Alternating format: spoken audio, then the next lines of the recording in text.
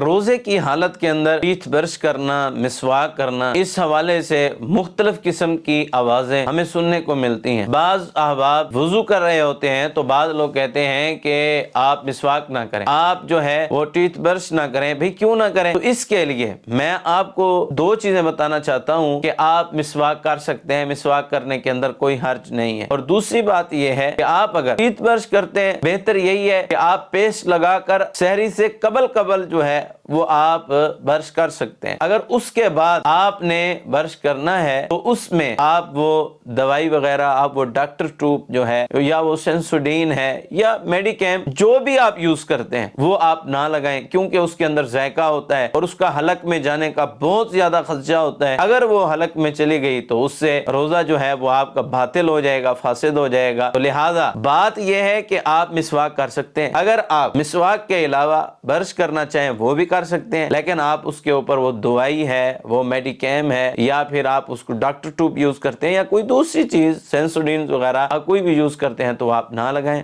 ویسے کر سکتے ہیں۔